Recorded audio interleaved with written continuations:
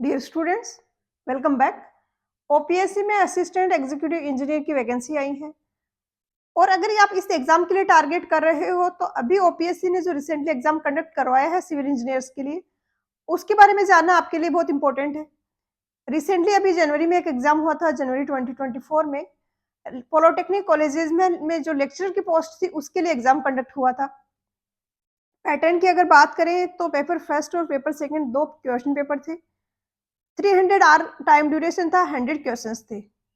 अभी वाला जो रिक्रूटमेंट है उससे थोड़ा डिफरेंट था टाइम ड्यूरेशन, बट फिर भी सेम कमीशन अगर कंडक्ट करा रहा है तो ये आपके लिए बहुत रिलेवेंट और इम्पोर्टेंट इन्फॉर्मेशन है। अब यहाँ पे पैटर्न के हिसाब से अगर देखा जाए तो लग रहा था कि क्वेश्चन है वो इन डेप्थ होंगे, न्यूमेरिकल्स होंगे। मैंने भी स्ट्रेटेजी का वीडियो बनाया था, एडवाइस मेरी थी कि जिस हिसाब से टाइम मिल रहा है आपको 180 में 100 क्वेश्चंस करने हैं। एक्सपेक्टेड था कि क्वेश्चंस अच्छे लेवल के होंगे, न्यूमेरिकल्स भी होंगे। जब एग्जाम हुआ तो काफी शॉकिंग था। पेपर 2 की अगर मैं बात करूं तो 100 क्वेश्चंस में से एक सिंगल न्यूमेरिकल नहीं था पूरे क्वेश्चन पेपर में। 100 में से 97 क्वेश्चंस एज इट इज एक वेबसाइट से कॉपी किए गए थे। सेम टू सेम ऑप्शन भी एक दो ऊपर नीचे नहीं मिलेगा आपको, exactly word to word copy किए गए थे। जो भी आपका पेपर सेट करता है उसको एक अच्छी खासी अमाउंट ऑफ मनी मिलता है उस टास्क के लिए। स्टूडेंट्स इतने ज़्यादा हार्ड वर्क करते हैं इस एग्जाम के लिए, बट जो एग्जामिनर्स हैं वो अपना टास्क है उसको सीरियसली नहीं ले रहे हैं। इस टाइप का क्वेश्चन पेपर सेट करना बिल्कुल भी जस्टिफाइड नहीं है। इस चीज़ को अगर कोई पब्लिक नोटिस में लाया जाए तो शायद ओपीएससी आगे के लिए थोड़ा केयरफुल रहे, थोड़ा-सा जो एग्जामिनर हैं आपके पेपर सेट करने वाले हैं वो थोड़ा रिस्पॉन्सिबिलिटी लें अपनी। बट ये चीज़ भी इतना ईज़ी नहीं है, स्टूडेंट्स में यूनिटी नहीं रहती, टाइम का इश्यू रहता है। और जहाँ तक मुझे आइडिया है इस क्वेश्चन पेपर पे कोई ऑब्जेक्शन नहीं कहीं पर रेज़ किया गया, ना कोई इसके बारे में ट्विटर वगैरह पे कुछ कैंपेन या कुछ भी ऐसा किया गया हो जिससे कि ये चीज़ नोटिस में आए कि ऐसी मिस्टेक हुई है। तो आगे से जो भी पेपर सेट करे वो थोड़ा-सा केयरफुल रहे, थोड़ा-सा मेहनत करे इस चीज़ में।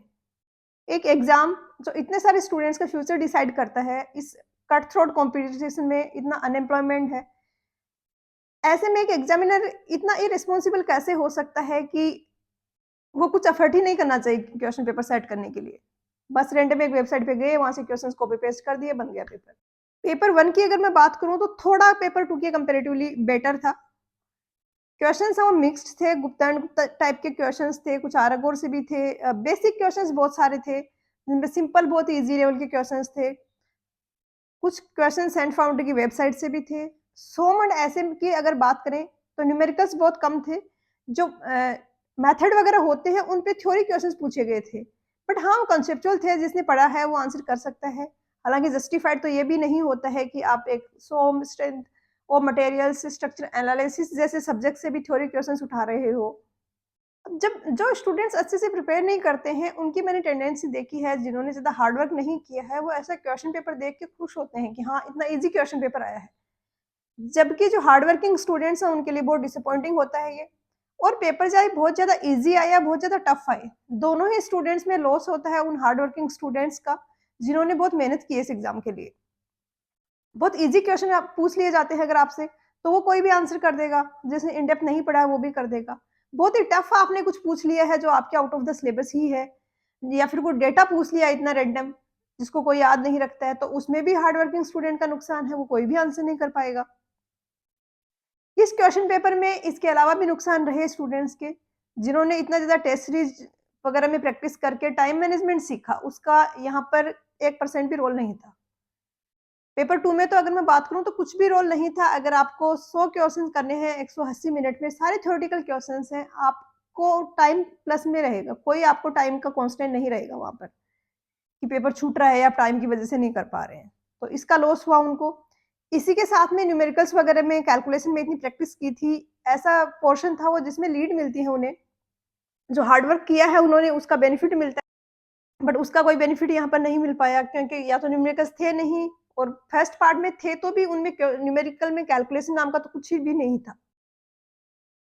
मैंने क्वेश्चंस को एनालाइज किया कि किस टाइप के क्वेश्चंस थे, इजी टफ या कुछ पर्टिकुलर डेटा पूछा है। तो कुछ है वो बहुत इजी लेवल के क्वेश्चंस है, जैसे ये वाला क्वेश्चन देखिए, कुछ भी नहीं है। एम अपॉन वाई का रेशियो पूछा है आपसे, जो सबको पता है सेक्शन मॉडुलस होता है। Linear stress to linear strain, इससे ज़्यादा ईज़ी क्वेश्चन क्या हो सकता है? हाँ, हर एक एग्ज़ाम में कुछ-कुछ ईज़ी क्वेश्चन्स होते हैं, आपको येस के एग्ज़ाम में भी मिलेंगे, बट उनका नंबर कम होता है। यहाँ पे इनका पोर्शन है वो बहुत ज़्यादा था, जो कि बहुत बड़ा ड्रॉबैक है एक हार्ड वर्किंग स्टूडेंट्स के लिए। सोइल मास है, इसको 3 फेज सिस्टम है, तो ये किस-किस के कांड कंसिस्ट होता है, बिल्कुल ईज़ी लेवल के क्वेश्चन्स। देन कुछ ऐसे क्वेश्चंस जिनके ऑप्शंस ऐसे दिए हैं कि कोई सिग्निफिकेंस ही नहीं है। एग्जामिनर का ये फर्ज़ बनता है कि वो क्वेश्चन अगर फ्रेम कर रहा है, तो ऑप्शंस हैं वो सारे उससे रिलेवेंट होने चाहिए और ऐसा भी क्लियर होना चाहिए कि सिर्फ़ एक ही ऑप्शन करेक्ट हो। 2 ऑप्शन मिलते-जुलते भी ना हो। ये क्वेश्चन देखिए, क्या सर्कुलर, लीनियर, एंगुलर ऐसे मेथड हैं क्या कुछ सर्वेइंग में? सर्कुलर मेथड कहीं पढ़ा है आपने? ये वाला क्वेश्चन देखिए। हाइड्रोग्राफ क्या है ये पूछा है, हाइड्रोग्राफ इतना अच्छा टॉपिक है, इससे इतने अच्छे क्वेश्चंस बन सकते हैं। ये क्वेश्चन थोड़ा अच्छा हो सकता था अगर यहाँ पर ऑप्शंस थोड़े ढंग के दिए जाते। मास इन्फो हाइड्रोग्राफ दे दिया होता, हेटोग्राफ दे दिया होता। यहाँ पर टर्म ऐसे यूज़ करिए स्नोग्राफ, फ्लूइड ग्राफ, जो एग्ज़िस्ट ही नहीं करते हैं। इसमें भी नुकसान है कि आप नॉलेज चेक नहीं कर पा रहे हो ढंग से एज़ एग्ज़ामिनर, ये फेलियर है आपका और इसमें डिसअपॉइंट होते हैं स्टूडेंट्स कि बहुत मेहनत की, अच्छा स्कोर नहीं कर पाए। ये आप लोगों के लिए भी डिसअपॉइंटमेंट है, इक्वली हमारे लिए भी डिसअपॉइंटमेंट है एज़ अ टीचर, क्योंकि मैंने जो स्ट्रैटेजी बनाई, मैं सैटिस्फाइड नहीं हूँ कि उसके अकॉर्डिंग अगर किसी स्टूडेंट ने प्रिपेयर किया होगा, तो उसने बहुत अच्छा परफ़ॉर्म किया होगा। कुछ लॉजिकल क्वेश्चंस भी थे, जैसे कि ये, जिसने अच्छे से पढ़ा होगा उसको पता होगा कि अगर हम फ्री टू एक्सपांड कर रहे हैं ऑब्जेक्ट को, फिर टेम्परेचर राइज़ कर रहे हैं या फॉल कर रहे हैं, कोई कॉन्ट्र उसमें स्ट्रेसेस नहीं आएँगे, अगर फ्री है एक्सपैंड होने के लिए, कॉन्ट्रैक्ट होने के लिए। ऐसे भी कुछ न्यूमेरिकल टाइप ऑफ क्वेश्चंस थे जिनको आपको कांसेप्ट अच्छा है, थोड़ा-सा इन डेप्थ है क्वेश्चन हम कह सकते हैं। कुछ डेटा बेस्ड भी क्वेश्चंस थे जो कि हर एग्ज़ाम में होते हैं, थोड़ा मुश्किल होता है ऐसे क्वेश्चंस को आंसर करना। जैसे कि ये क्वेश्चन है आईएएस कोड का ही है वैसे तो, बट ये इतना फ्रीक्वेंटली एग्ज़ाम्स में रिपीट नहीं होता है। मैंने भी आईएएस 456 पे वीडियो बनाया है, मैंने ये डेटा उसमें नहीं कवर किया, क्योंकि उसमें जो दिया है वो सब कुछ तो आप याद कर नहीं सकते। तो जो इम्पोर्टेंट पॉइंट्स हैं वो आपको दिए जाते हैं। अब इन सारे क्वेश्चंस के लिए क्या करें? एक तो आप टेस्ट सीरीज़ दोगे तो वहाँ पर आप नए क्वेश्चन से गो थ्रू होगे। उनमें अगर आपको डेटा मिलता है कुछ तो आप उसको अपने नोट्स में लिखिए और उसको याद करें। होपफुली वहाँ से आपके 2-4 क्वेश्चन्स एक्स्ट्रा हो जाएँ। इसके अलावा ऐसे वेरी स्पेसिफिक क्वेश्चन्स थे कि जैसे ये क्वेश्चन है, ये इतना कॉमन नहीं है। किसी को पार्ट सीपीएम अच्छे से आता है, लॉजिक सारे पता है, न्यूमेरिकल्स कैसे भी सोल्व कर सकता है, फिर भी ये ऐसा क्वेश्चन नहीं बनेगा। ये वाला क्वेश्चन, अगर आपने पढ़ा नहीं है, इसको ग्रे वाटर बोलते हैं, तो आप इसमें कर सकते हो ट्राई, बट काफ़ी रिस्क है कि आप उसको ब्राउन वाटर भी बोल दो। तो ये ऐसे क्वेश्चंस हैं जो कि अगर पहले देखे हुए हो, एक बार भी आप गो थ्रू हुए हो, तो आप उनको कभी गलत नहीं करोगे। ये वाला क्वेश्चन, इसके अगर मैं ईएस के पीवाईक्यूज़, आर्गो और गुप्ता एंड गुप्ता तीनों में से ही आपने पढ़ा है, आप इसको नहीं कर पाओगे। ये भी सैन फाउंड्री की वेबसाइट का ही क्वेश्चन है, कुछ और वेबसाइट्स पे भी दिया गया है ये, study.org करके वेबसाइट है, उस पर भी ये सेम क्वेश्चन अवेलेबल है। ऐसा क्वेश्चन जो कि सर्वे के कितने ही आपको बहुत अच्छे से कांसेप्ट पता है, जो आपका सिविल इंजीनियरिंग में यूज़ होता है, सब आता है आपको, फिर भी नहीं कर पाओगे। अब इन सब के साथ कैसे डील करें? एग्ज़ामिनर है, वो फिर से हो सकता है रेज़िनेस दिखाए, फिर से इर्रेस्पॉन्सिबल बने और फिर से इसमें जो एग्ज़ाम में पेपर आया था, वैसा ही कुछ पेपर आपके एईई के एग्ज़ाम में आ जाए। नो डाउट इसकी पॉसिबिलिटी तो है और आप कुछ कर भी नहीं सकते, नो डाउट आप अपनी जगह सही हो, एग्ज़ामिनर गलत है। जो एग्ज़ाम का पैटर्न था, 180 मिनट में 100 क्वेश्चन्स, उसके हिसाब से ये क्वेश्चन्स का लेवल बिल्कुल भी जस्टिफाइड नहीं था। बट फैक्ट ये है कि वो एग्ज़ामिनर है, आप स्टूडेंट हो। वो गलत है, सही है, बट जो भी पेपर सेट करेगा उसके अकॉर्डिंग आपका इवैल्यूएशन होगा। आप उसमें कुछ नहीं कर सकते। आप ये कर सकते हो कि खुद का रिस्क कैसे मिनिमाइज़ कर लो, कि कैसा भी पेपर है आप उसमें ठीक-ठाक परफ़ॉर्म कर पाओ। तो कुछ टेक अवे पॉइंट्स इस क्वेश्चन पेपर से, एक तो मैंने काफ़ी इन डेप्थ एनालिसिस किया, मुझे लगा कि इतना ज़्यादा न्यूमेरिकल्स में अगर जो प्रैक्टिस में टाइम गया, उसके बजाय अगर थ्योरी में ज़्यादा टाइम दिया होता, तो क्या परफ़ॉर्मेंस इस एग्ज़ाम में बेटर निकल के आती। बट मेरा एट लास्ट यही कन्क्लूज़न निकला कि आपने इन डेप्थ चीज़ें पढ़ी हुई हैं और आपसे ऊपर-ऊपर से चीज़ें पूछी जाए तो भी आप आंसर कर दोगे। बट अगर आपने बिल्कुल ऊपर-ऊपर से थ्योरी पढ़ी है और फिर इन डेप्थ क्वेश्चन आ गया तो बहुत मुश्किल होने वाली है। तो बेसिक्स की समझ और जो कांसेप्ट है उन पे बहुत अच्छी पकड़ बहुत ज़्यादा ज़रूरी है आपके लिए दोनों चीज़ें। तो ये तो आपको करना ही है। चाहे किसी भी लेवल का पेपर आए, आपको अच्छे लेवल के न्यूमेरिकल्स तक सोल्व करने हैं। एक मुझे पॉइंट लगा कि थ्योरी नोट से अगर आप गो थ्रू होते हो, तो वो आपके लिए काफ़ी बेनिफिशियल हो सकता है। काफ़ी सारे ऐसे क्वेश्चंस थे कि इन तीनों में से मतलब इन चारों ऑप्शंस में से कौन-सा एडवांटेज नहीं है, डिसएडवांटेज नहीं है, मेथड नहीं है इसका या मेथड है।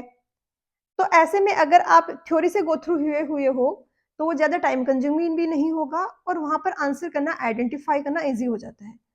तो जो भी आपका सिलेबस दिया गया है, उसकी जो-जो टॉपिक्स हैं, उन सारों की थ्योरी से अगर आप गो थ्रू हुए हो, तो वो आपको कुछ लीड दे सकता है बाकी स्टूडेंट से। अब ये वेबसाइट्स जिनमें से 100 में से 97 क्वेश्चन्स आ रहे हैं, क्या आप उनको फुल इग्नोर कर दो या फिर इनसे पढ़ाई करो, करो तो कितना करो? तो इनमें हर एक सब्जेक्ट के आपको 1000 क्वेश्चन्स मिलेंगे, ऐसा इनकी वेबसाइट बताती है। तो जो मुझे ऐसा लगता है कि हर एक सब्जेक्ट का आप अगर आप 1000 क्वेश्चन्स तक करते हो, वो डूएबल नहीं है। ना आप उतना मेमोराइज़ कर सकते हो, ना आप उसको रिवीजन कर सकते हो।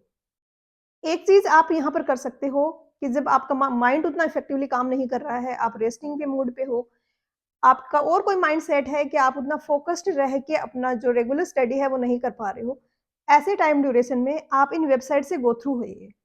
गो थ्रू होने में आपको लगेगा कि काफ़ी कुछ तो आपको पहले से भी आता है। कुछ आपको डेटा बेस्ड क्वेश्चंस मिलेंगे, मुझे लग रहा है आपको वो इग्नोर कर देने चाहिए, क्योंकि वो इतना ज़्यादा डेटा हो जाएगा कि आप याद नहीं रख पाओगे। आपको टारगेट करना है ईज़ी थ्योरी क्वेश्चंस को, जैसे कि ये वाला क्वेश्चन। अगर आपने एक बार देखा है तो आप कर लोगे, कोई रिवीजन नहीं चाहिए इसमें बार-बार करना आपको। इस टाइप के थ्योरी क्वेश्चंस को टारगेट करो। तो ऐसे 5-7 क्वेश्चंस भी अगर आप याद रख पाते हो, एग्ज़ाम में आते हैं, आप परफॉर्म कर पाते हो, तो आपको है वो काफ़ी ज़्यादा लीड मिलेगी बाकी स्टूडेंट्स से। तो ये था इस पेपर का डिस्कशन। इससे पहले के जो क्वेश्चन पेपर्स थे, मैं उनको भी थोड़ा एनालाइज़ करूँगी। अब कुछ स्टूडेंट्स को ये डाउट रह सकता है कि कौन से क्वेश्चंस थे जो कि सेंट फाउंडर की वेबसाइट से थे, कौन से आर अगोर के थे, कौन से गुप्ता एंड गुप्ता के थे। तो मैंने रिसर्च करी है प्रॉपर, मैंने क्वेश्चंस के आगे मार्क भी किया है कि कौन से इस टाइप के क्वेश्चंस थे। तो इनकी पीडीएफ है, मैं अपने टेलीग्राम ग्रुप पे शेयर कर दूँगी, मैं वहाँ से डाउनलोड करके आप लोग चेक कर सकते हो और उसका लिंक मैं नीचे कमेंट्स में पिन करके डाल दूँगी। तो मिलते हैं नेक्स्ट लेक्चर में एक नए टॉपिक के साथ। पढ़ाई करते रहिए, ऑल द वेरी बेस्ट।